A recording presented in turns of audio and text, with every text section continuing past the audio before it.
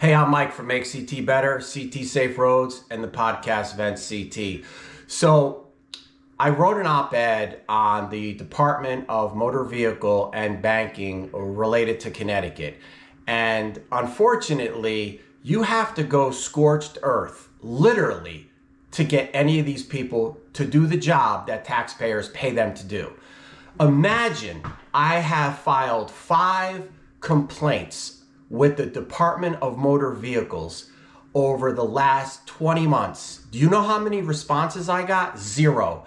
They didn't investigate anything until I posted a truly negative ad about them, and then all of a sudden they're very apologetic. Listen, it's so absurd that the Department of Motor Vehicle was designed to protect consumers from being defrauded.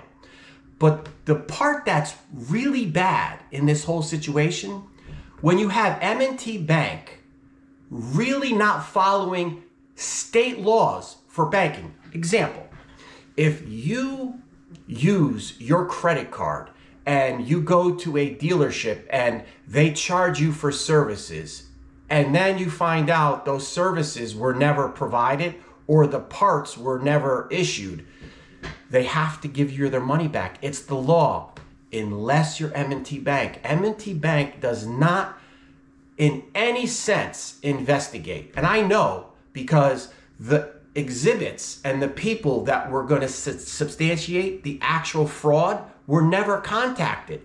So now you have 2 people who are now, you have the agency and you have the bank. They're kind of in cahoots because the bank knows the Department of Motor Vehicles isn't going to do anything. So now you have the Department of Banking. Yeah. So in Connecticut, most of the banks aren't even regulated here. I don't understand why, but anyways, it is what it is. So I literally filed 3 separate complaints with the New York Department of Banking. Just so you know, one of the responses from one of their agents, this claim is out of our jurisdiction. I'm not even kidding you.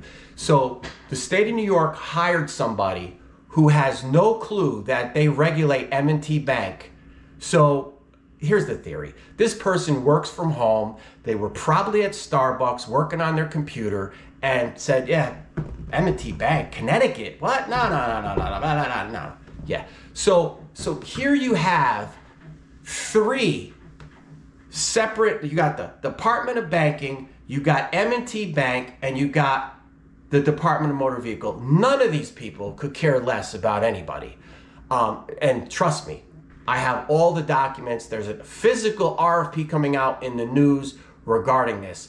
So now, all of a sudden now, the Department of Motor Vehicles is looking at this. And by the way, they're going to hold the dealership, by the way, I haven't mentioned that, it's the Dario in Shelton, Connecticut, accountable. So here's the thing. Forget about M&T Bank. Forget about the Department of Banking in New York. Let's go back to brass tacks, laws, regulations.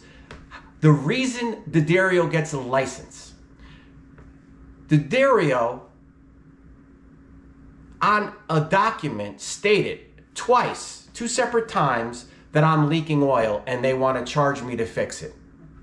So this actual oil leak was addressed by a different dealer early on in the year. So 4 months later, it was leaking.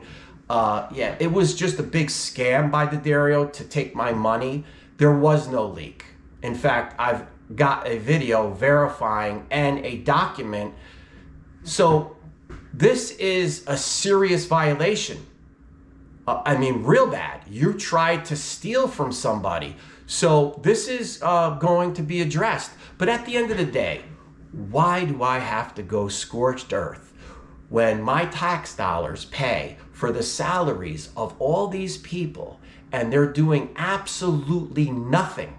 Because listen, if I have 5 complaints with the Department of Motor Vehicles, and by the way, each one has documented evidence. Some have video evidence.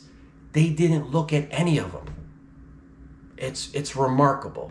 But listen, one thing, if you know me, I have tenacity, and I will continue beating this down until these agencies do their job. Whether they agree with me or not, it's irrelevant. Just investigate it. That's all.